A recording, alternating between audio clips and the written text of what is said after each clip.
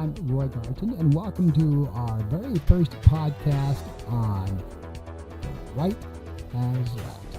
Now, you're going to ask yourself, what in the world is The Right Has Left? Well, let me explain. I was a Republican for more than 50 years.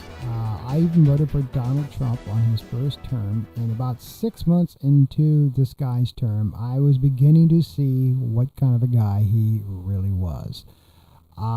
So I left the Republican Party, and the reason for it was, yes, Donald Trump, but secondly, the Republican Party as I once knew it back when Ronald Reagan was president, it no longer exists. It's just gone. So the right, which is your Republicans and your conservatives, in my frame, has left, and it's no longer. You've got some very outlandish and radical people now running the Republican Party. And to me, that is just freaking sad. And it all starts with this guy, Donald Trump. Just absolutely, I don't know what's going on with this guy. Something I want to mention that you're going to probably think I'm crazy, but I'm going to mention it anyway, is the fact that there have been over 9 psychologists, very strong professional psychologists, who have said that Donald Trump is in the early stages of dementia. And when you got a guy here that wants to take over the Gaza Strip and put casinos there, when you've got a guy there that says the Department of Education needs to be stripped, or I want to make Canada our 51st state, and I'm going to do it by using tariffs, although he has rescinded those tariffs not only with Canada but with Mexico. There's something very strange going on with this guy, and it's just not me. I have never seen such outlandish things that have been going on with total violations of our Constitution and of this country, and other countries now seriously looking at, like, we've got to do something. The United States is I mean, it's a major coup. There's just no way to put it. And the Democrats can't do a darn thing about it. Now, let's start in this discussion on this podcast with the Department of Education. Donald Trump and Elon Musk have gone in there and started firing people left and right. He has made it plainly known he wants to destroy the Department of Education. And the Department of Education, it was formed in 1976 by Jimmy Carter, serves a very valid purpose. They don't go around telling what people that they need to teach in their state schools and universities and colleges as far as curriculum. They don't do that. What they do is protect students of all diversities and minorities. They provide the funds to make sure that those who can't afford it get a public education. They also administer the Pell Grants to those who apply for it, for who need extra money to go to college. They do the FAFSA loans. I myself took advantage of Pell Grants and FAFSA loans when I putting myself through school. I was glad it was there. Well, that's all going to disappear under the Department of Education. Trump says, well, we'll just move that part into a different department, perhaps the State Department or something, so, make sure that all happens. He just basically is trying to get rid of what he calls the woke syndrome, and he wants to fire everybody and get rid of the Department of Education. Now, it's going to take Congress to do that, and Congress is not going to let that happen. He thinks he can just, he's power hungry with his little coup he's doing, and he can just go ahead and get rid of all that. So, crazy stuff, huh? Yeah. Now let's talk about the CIA. He's firing everybody in there. He thinks the CIA is out of control just because, they don't do what he wants to do. So let's just get rid of the Central Intelligence Agency and put my people in there, and let's just fire everybody because Elon Musk says so. And, I don't know where to begin with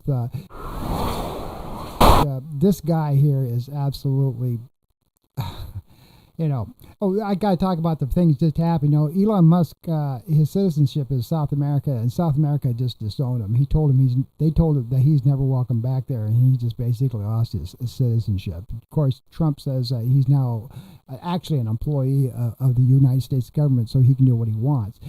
He's gone into the Department of Education, and he's got some young people with him who are technical wizards, and they're trying to get the coding from the Department of Education as well as the CIA so they can turn the computers around and see what's exactly in there. And this is, again, absolutely nuts.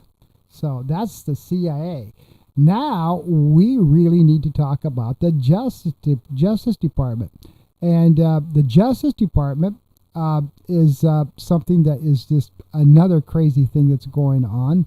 And when I say that, we've got a guy in there by the name of Marco Rubio, who is also over the Justice Department and firing people. Marco Rubio was the senator from Florida, where I'm located, and this guy here, he is just going all bats out of hell to restructure the Justice Department, and I'm sure Pam Bondi, who's also from Florida, is going to help him.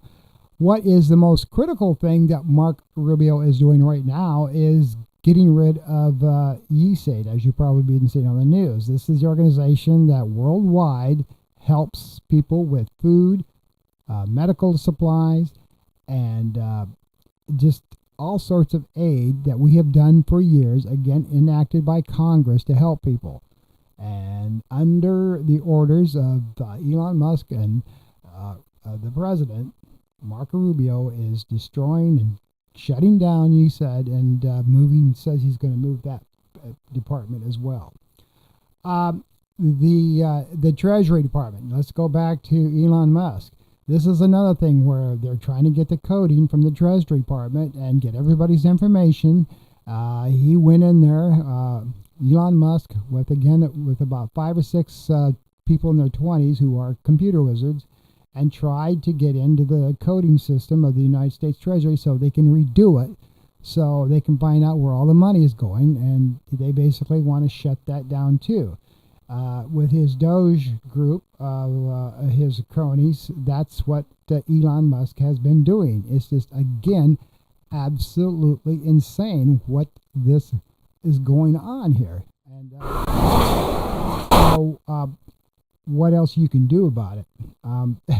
Again, the Democratic Party is totally helpless. They're protesting and saying things, which, is just words right now. They don't have any real power to do anything.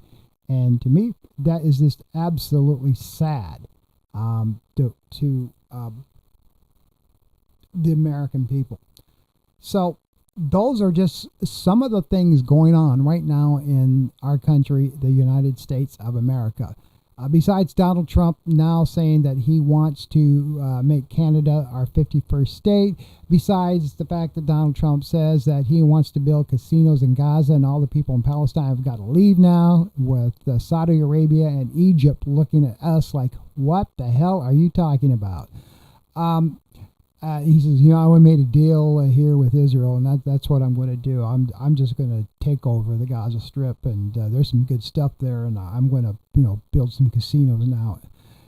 And again, this is the President of the United States, folks, talking about the things that he wants to do. Now, the immigration thing, even though I object sending people to Guantanamo Bay, where, some of the most ruthless people are kept. The immigration thing I kind of get. That is sort of working. And of course the Democratic Party supported that, and so maybe he's getting a little aggressive with it. Sending ICE people into grade schools and churches. That's you got that to the point where people are scared to send their kids to school because they think ICE is going to walk in there, which they have a couple times, with armed guns into schools and trying to find people and round up kids and stuff. Totally wrong. We are now turned into a militant society. The same thing what he wants to do with the Gaza Strip. He's thinking about sending the military in there. These poor Palestinian people, they're innocent. Not everybody, is a gangster in Palestine and belongs to Hamas. They just don't.